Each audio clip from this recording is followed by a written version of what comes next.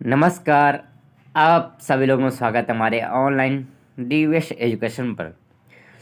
चलिए दोस्तों, हम लोग आज देखने वाले हैं वैदिक साहित्य, जो कि हमारे 3 पार्ट पूर्ण हो चुके हैं, जिसमें वेदों की भूमिका और ऋग्वेद, यजुर्वेद, और आज हम लोग देखने वाले हैं भाग 4 में सामवेद। ठीक है।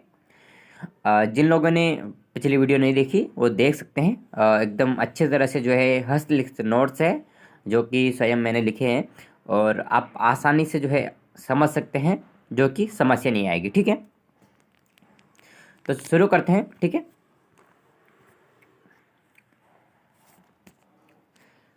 सामवेद। सामवेद। ठीक है, सामवेद क्या है? यदि हम साम का अर्थ करते हैं, जो साम होता है ना, वो गीति युक्त मंत्र। किन्हीं मंत्रों को जब गाया जाता है तो उन्हें साम कहते हैं।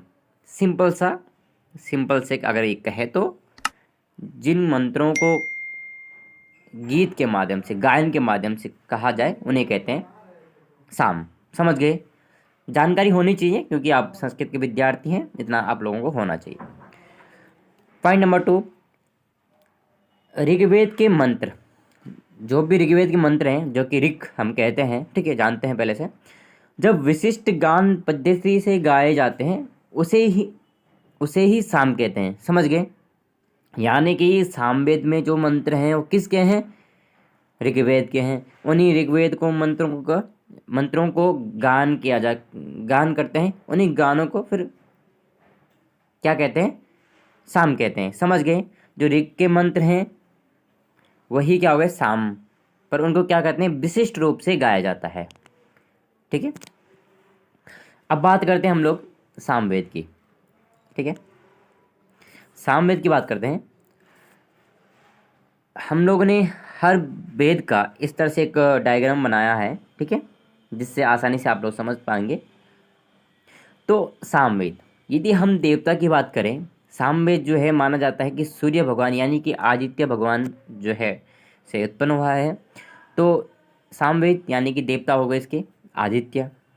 अब सामवेद का विषय अगर देखें तो विषय क्या है? स्तुति। जब इन ऋग के जो मंत्र हैं, उनमें जो मंत्र जो विशिष्ट रूप से जो भगवान के प्रति होते हैं, उनको गाया जाता है, तो स्तुति के माध्यम से गाए जाते हैं। ठीक है। अब देखिए, ऋत्विज जिसके उद्गता है, ये याद रखना आपने। प्रत्येक इनकी बुद्धि है। हर वेद के प्रतीक अलग अलग है। आप ध्यान से देखेंगे ये नोट्स इस प्रकार से अगर डायग्राम आप बना रहे होंगे, यदि आप लोग सही में अध्ययन कर रहे हैं, तो आपके यहाँ से जो है चारों वेदों से अगर ऐसे डायग्राम बना देंगे तो कोई भी आपका क्वेश्चन नहीं छूटेगा। यहाँ से आप लोगों को 2-3 क्वेश्चन या ज़्यादा भी क्वेश्चन आपको देखने को मिलेंगे। ऐसे पूछ लिया कि प्राण तत्व किस वेद का है, तो आपको करना पड़ेगा सामवेद का। जिस प्रकार मन तत्व था किसका? यजुर्वेद का। ठीक है। अब देखते हैं जैमिनी। आचार्य सामवेद के कौन हो गए? जैमिनी। ठीक है। तीनों वेदों के, ऋग्वेदों के, यजुर्वेद के और सामवेद के, 3 वेद हमने कह दिए हैं। तीनों के आपको याद होने चाहिए। ठीक है। अब इसके क्या है? उपवेद भी है, गांधर्व वेद। सिंपल सा तरीका, इतना ही आप लोगों को याद करना है। अब देखते हैं हम लोग, प्रत्येक वेद की अपनी शाखा होती है, अपने ब्राह्मण होते हैं, आरण्यक होते हैं, उपनिषद और शिक्षा। ये प्रतिशाखम का अर्थ होता है कि जो शाखा है, इस पे भी जो एक शाखा होती है उसे कहते हैं प्रतिशाखम। ठीक है। उसे शिक्षा एक अलग नाम होता है और प्रतिशाखम। ठीक है। ध्यान देते हैं इसमें जो है वैसे 13 शाखाएं मिलती है।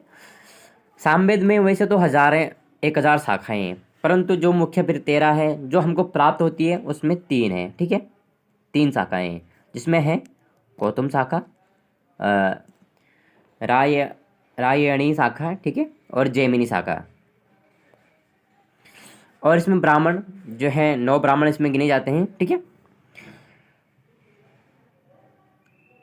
तांडय और षड्विज और सामविधान, आर्षय और देवताध्याय, उपनिषद और संयुक्त उपनिषद और जैमिनीय। इसमें आप लोग ये करेंगे, यजुर्वेद और ऋग्वेद में जो भी ब्राह्मण है, ठीक है, एक एक ब्राह्मण है, दो दो ब्राह्मण है, तो उनको आप याद करेंगे और जो भी ब्राह्मण होंगे आप सामवेद में लगा देंगे जैसे।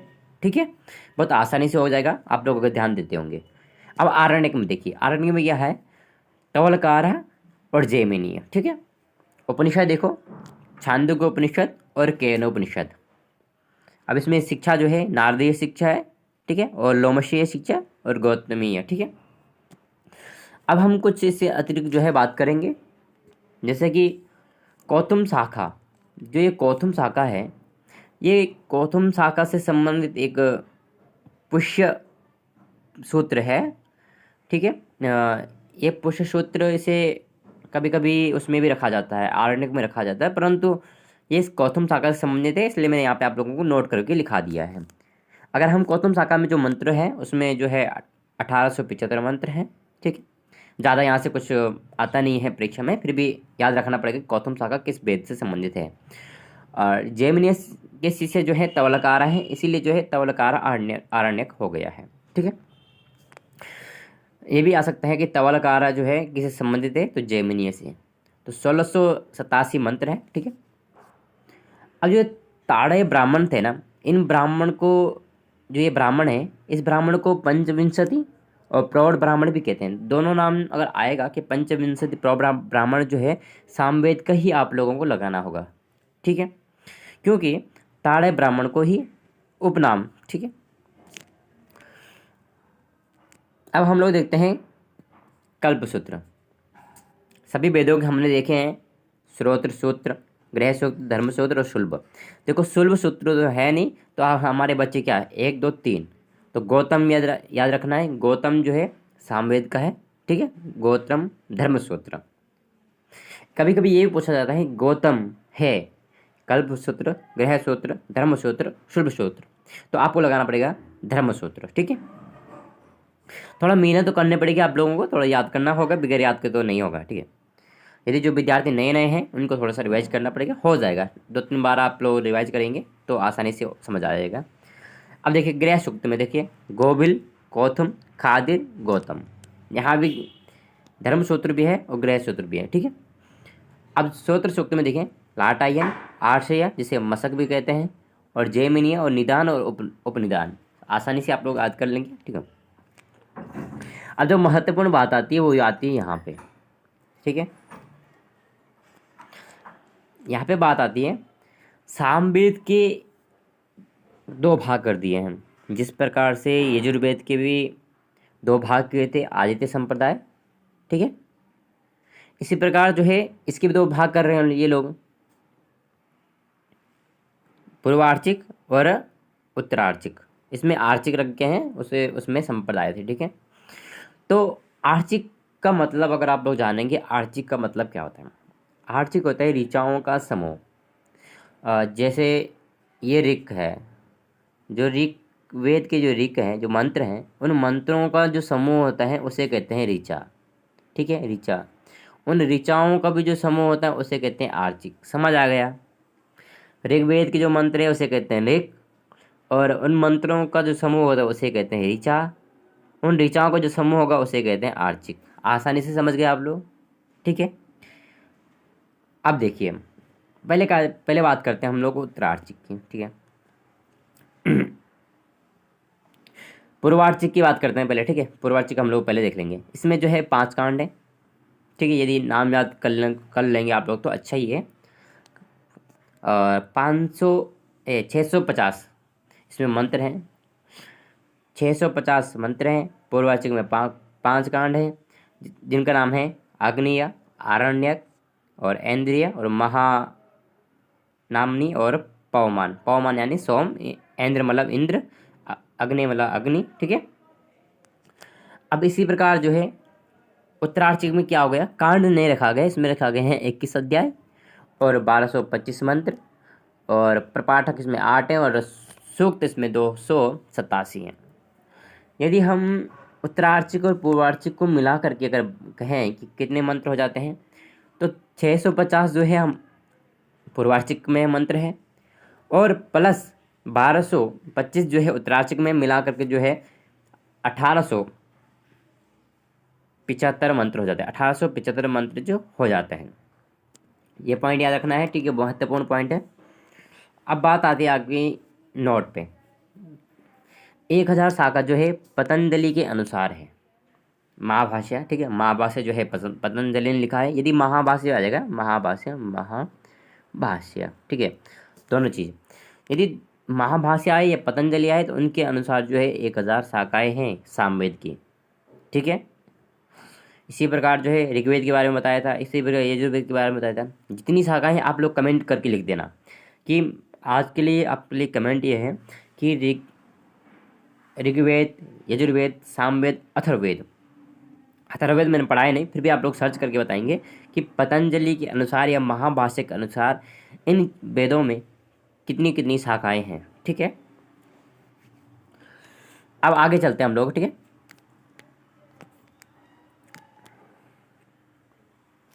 इसमें जो है सामवेदीय जो संगीत होता है, सामवेद हमने कहा कि इसमें गायन होता है, तो गायन होगा तो इसमें स्वर इत्यादि भी होंगे। अगर स्वर की बात करते हैं तो हम लोग यही जानते हैं व्याकरण में भी उदात्त, अनुदात्त, स्वरित मिलते हैं, ठीक है।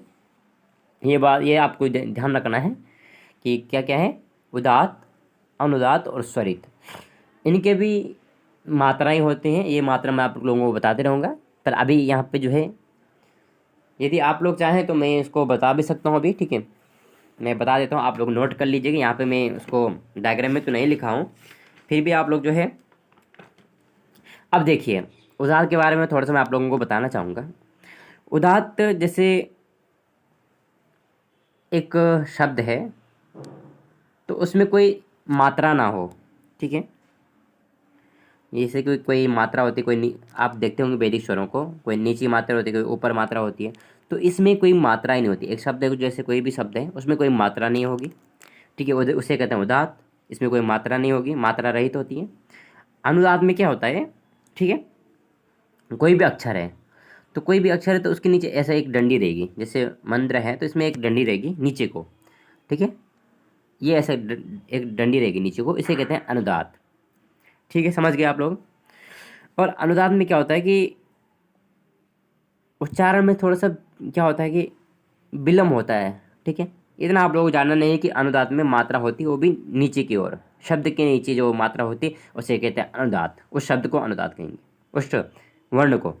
उदात्त के नीचे कोई मात्रा नहीं रहेगी, ठीक है।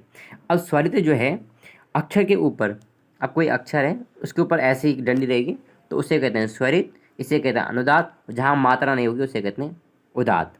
अनुदात्त हो गया नीचे वाला, अनु नीचे, ठीक है, और स्वरित हो गया ऊपर वाला। समझ गया आप लोग। ये मात्राएं यदि आप लोग याद करते हैं तो आपके ही काम आएगी, ठीक है।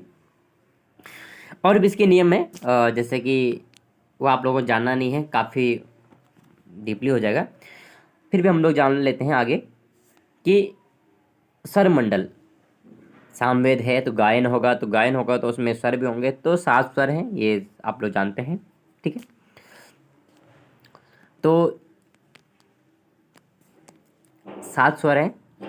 अब इसमें जो है 3 ग्राम होते हैं, जैसे मंद्र, मध्य और तीव्र, ये 3 ग्राम होंगे। यदि पूछ लिया कि सामवेद में कितने ग्राम हैं तो ग्राम जो है तो 3 होते हैं। यदि नाम पूछ लिया मंद्र, मध्य, तीव्र, कभी कभी क्या होता है क्या, ये तीनों दे देंगे, कहेंगे कि सामवेद से संबंध नहीं है, एक मंत्र दे देंगे, मध्य दे देंगे, तीव्र दे देंगे, एक और अन्य कुछ दे देंगे, जैसे तीव्र, लघु लघु दे देंगे, तो कहेंगे इसमें से नहीं है, तो आपको लघु पे क्लिक करना होगा, ठीक है। कहीं कहीं पे 21 मूर्छनाएँ जो है 21 मिलती हैं, कहीं पे 22 मिलती है, तो आप 21 को ही याद रखिए फिलहाल के लिए, ठीक है। यदि 22 भी कहीं पे आ जाता है तो आप लोग को 22 भी रखना है, परंतु जहाँ पे 21 ऑप्शन होगा तो आप 21 ही लगाएंगे, नहीं तो फिर आपको 22 करना होगा, ठीक है। तान, तान जो है 42 है, ठीक है, याद हो गए। 7 स्वर हैं, 3 ग्राम है, मंद्र, मध्य, तीव्र और मूर्छनाएँ जो है 21 है और 42 तान है।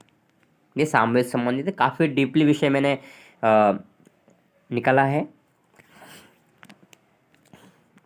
2-3 किताबों का ये निचोड़ होता है, आप लोगों के लिए थोड़ा सा मेहनत भी लगती है, तब जाके ये सब जो विषय वस्तु आप लोगों को प्रस्तुत होता है, ठीक है, जिसे मैटर कहते हैं आप लोग।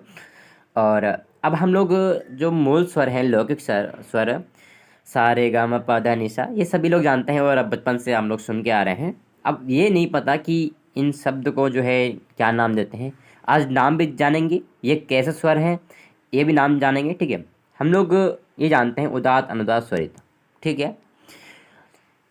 अब लेवल बढ़ रहा है, परीक्षा का लेवल बढ़ रहा है, तो हो सके पूछ लिएगा कि रे शब्द कैसा है, तो पूछ लेगा अनुदात उदात स्वरित या समाहार, ठीक है। इस तरह से अगर पूछ लेगा तो रे शब्द, मैं आपको उदाहरण बता रहा हूँ, तो आपको पता नहीं है क्या होगा, ठीक है। तो हम लोग जानते हैं कैसे इसको देखेंगे। सबसे पहले हम लोग जानते हैं उदात। उदात में क्या होता है कि कोई स्वर नहीं होता है, ठीक है, कोई स्वर नहीं है। तो नी को अगर हम लोग कहते हैं पहले निषाद, नाम नी का नाम क्या है, निषाद है, ठीक है। और गा का है गांधार, ठीक है। तो इसमें कोई स्वर नहीं होगा, इसमें कोई स्वर नहीं, नी ग, ठीक है, कोई स्वर नहीं होता है कोई स्वर, देखो नी ग नॉर्मल से हम लोग उच्चारण करते हैं। अब जो अनुदात होते हैं, जैसे रे, रे मतलब ऋषभ, रे थोड़ा सा वजन करना पड़ा रे, और इसी में जो है धेवत में जो है ध, थोड़ा सा डबलिंग ये हो रहा है, ठीक है। तो आप जैसे भी याद करना आप वो कीजिए, मैं आपको थोड़ा सा बता रहा हूँ, आपको हो सके तो इसमें याद हो जाएगा। और षडज जो है स, स सरित, म प स म प, आराम से, ठीक है, स म प, ये मध्यम हो गया, ये स्वरित स्वर हो जाएंगे, ठीक है। स्वरित यानी कि जहाँ पे ये होंगे उनके ऊपर जो है इस तरह से लकीर होगी स्वरित में, और जो धा होगा, धा के नीचे इस तरह से एक मात्रा होगी, ये होता है अनुदात। समझ गए आप लोग।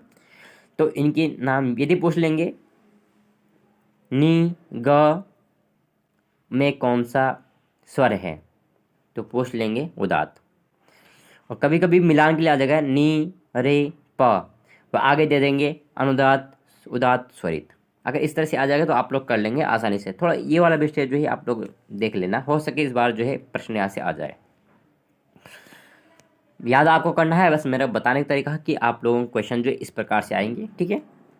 मैटर आपके सामने है, आप लोग जो है अच्छे से तैयारी कर सकते हैं, लिख सकते हैं, नहीं तो फिर आप लोगों को ये जो PDF है मिल जाएगी, ठीक है। ये मेरे हस्तलिखित नोट्स हैं, तो इसको मैं इतनी जल्दी जो है शेयर नहीं करूँगा, क्योंकि इसमें जब पूर्ण हो जाएगा मेरा सिलेबस, वैदिक साहित्य जो सिलेबस जो है पूर्ण हो जाएगा, यानी कि जितना मैंने सोचा है कि इतना मुझे पढ़ाना है, यदि उतना ही हो जाएगा तो लगभग जो है संपूर्ण वैदिक साहित्य जो एक PDF बन जाए, तब जाके मैं आप लोगों को शेयर करूँगा, ठीक है।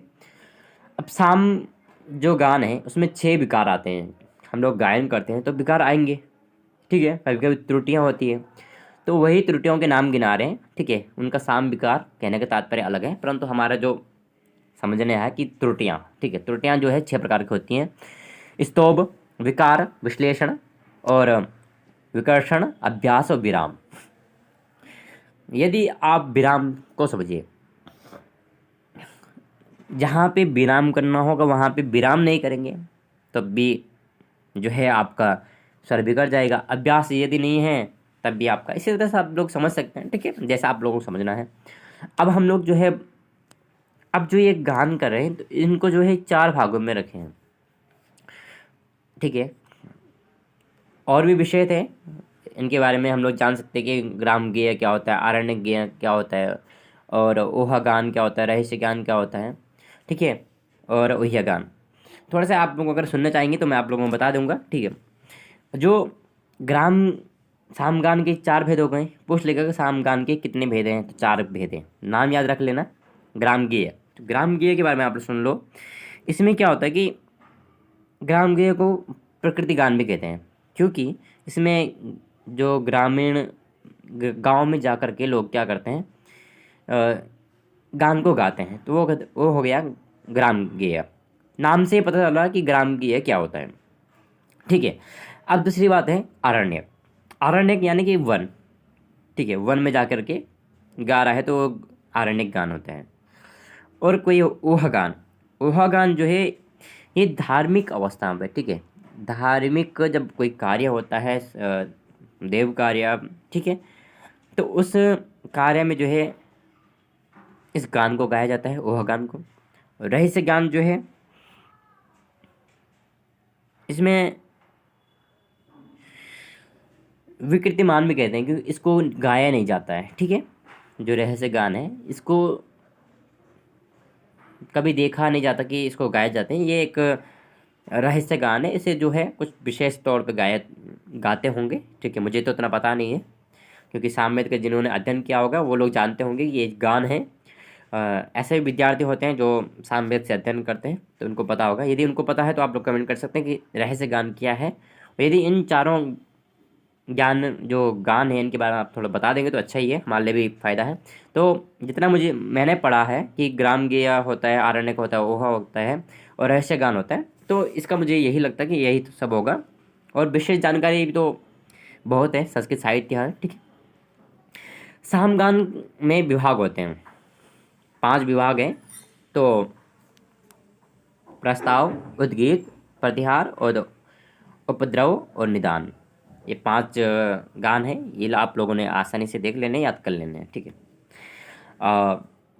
सारे आज के जो पॉइंट है वो सारे याद करने वाले हैं। कोई समझाने वाले तो थोड़ा बहुत थे, नहीं तो फिर आज के जो पॉइंट थे बहुत ही ढूंढ ढूंढ के निकाले हैं। फिर भी आप लोगों को याद करना होगा, यहीं से आप लोगों को प्रश्न देखने को मिलते हैं, ठीक है। एक सूक्ति है, वेदानाम सामवेदोस्मि। यदि ये सूक्ति आती है तो यह है श्रीमद् भगवद गीता की, ठीक है। तो आज के लिए जो है इतनी ही हमारी ये जो विषय वस्तु था, इतना ही हमने आज देखा। ये सामवेद के बारे में हमने अध्ययन कर लिया है। और इसी प्रकार जो है आगे हम लोग अब अथर्ववेद के बारे में, एक अंतिम वेद बचा है अथर्ववेद, उसके बाद भी हम लोग जो है जल्दी से जल्दी जो है वीडियो लाने की कोशिश करेंगे और उसका अध्ययन जो हम लोग करेंगे, ठीक है। तो कैसे लगे आप लोगों को वीडियो, आप लोग जो है कमेंट जरूर कीजिएगा। और जहाँ पे आप लोगों को लगती है कि कहीं पे त्रुटियाँ हो रही है किसी कारणवश, क्योंकि इतने सारा मैटर तैयार करने में कहीं ना कहीं जो है हस्तलिखित में थोड़ा सा त्रुटियाँ हो ही जाती हैं, फिर भी अपनी तरफ से जो है कोई त्रुटि नहीं रखी, मैंने इस प्रकार से किया है। और ठीक है, ऋग्वेद का अध्ययन हो गया है, यजुर्वेद का अध्ययन हो गया है, सामवेद का अध्ययन भी जो आज हो चुका है। तो कल परसों तक जो भी एक नई वीडियो आएगी अथर्ववेद के बारे में, फिर उसका आप लोग इंतज़ार कीजिएगा। तब तक के लिए आप जो है तीनों वेदों का अध्ययन कीजिए, ठीक है। और सेल्फ स्टडी भी आप लोग करते रहिए, और ठीक है, कभी भी आपके एग्ज़ाम जो है आ सकते हैं। आज के लिए इतना ही, फिर मिलते हैं नेक्स्ट वीडियो में। सभी को महादेव।